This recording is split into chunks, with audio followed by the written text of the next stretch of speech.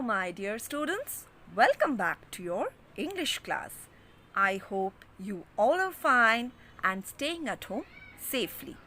Now, students, today we will start a new poem from your Marigold book for class 5, and the name of the poem is My Shadow by Robert Louis Stevenson.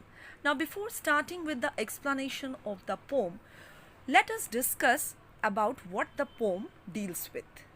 Now, students, when we were all young, we were filled with a lot of curiosity. And one such curiosity was about our shadow. Like we have done many experiments before, candles and lights, posing our fingers and seeing the shadow of them on the wall. Yes, no? Now, children, in that same manner or similarly, this poem is about a boy who is also intrigued with his shadow. He is very curious about what his shadow does. Now, students, before starting with the explanation of the poem, we will read the poem in detail and then we will start with explaining the poem. Okay? So, let's start reading the poem My Shadow by Robert Louis Stevenson. I have a little shadow that goes in and out with me. And what can be the use of him is more than I can see. He is very, very like me, from the heels up to the head. And I see him jump before me when I jump into my bed. The funniest thing about him is the way he likes to grow. Not at all like proper children, which is always very slow. For he sometimes shoots up, taller like an India rubber ball.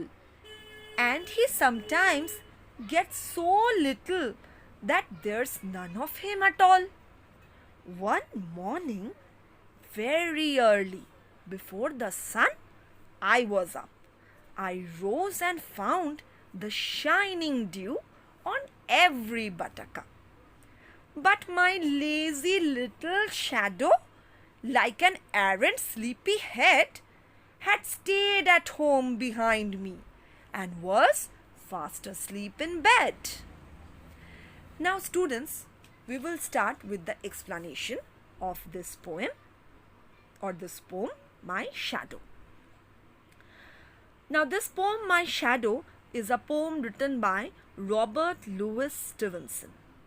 The poem revolves around a little boy who starts fantasizing about his own shadow. He is very good at observing every minute detail what the shadow does. The little shadow is always by the boy's side, and the child notices that the shadow moves with him wherever he goes. He also notices the resemblance between the shadow and himself. It perfectly resembles him. Everything from head to toe is the same in his shadow. He closely keeps a check on the activities made by the shadow. He notices that sometimes when he jumps into bed, the shadow gets in before he can. The feeling of his shadow following him excites him a lot, much like any other child. After that, one unusual thing is what the boy notices. And what is it? The size of the shadow varies.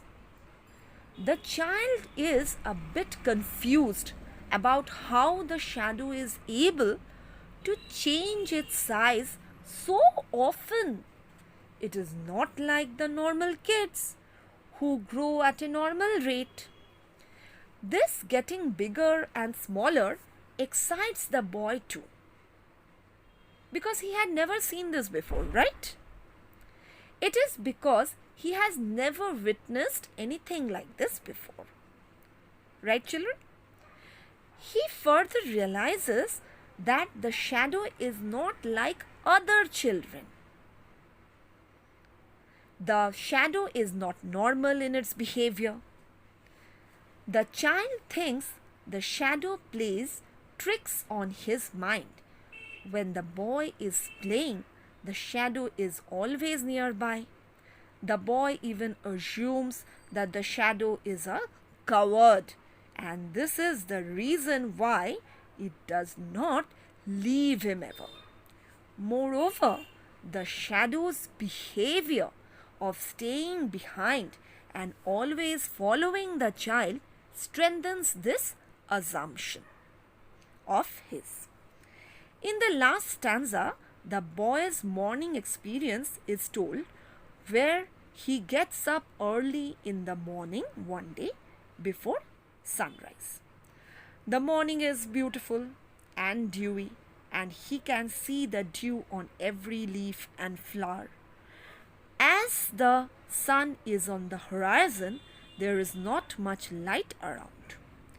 Thus, the shadow is not present.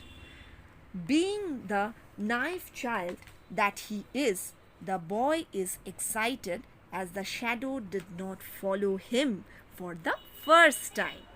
He assumes that the shadow is so lazy that it did not get up in the morning and is still sleeping in bed. He thinks so because the shadow always jumps into bed with him, so he assumes it is still asleep. Now students, we have explained this poem in detail. Now, if we have to come to a conclusion about this poem, then we can conclude in this manner, that the poem is all about how little children get drawn or fascinated with unknown things which are not known to them. And the poem displays their naivety, innocence and simplicity in an adorable and charming manner. Now students, there are some new words which we have to know. India rubber ball, a ball that can bounce very high. Buttercup, a yellow flower. Errant, bad. Errant sleepyhead, completely inattentive. Inattentive spelling, please correct it. INATTENTIVE. This is the complete explanation of the poem. I will again meet you in the next class. Till then, goodbye everyone. Stay at home safely and be safe. Thank you everyone.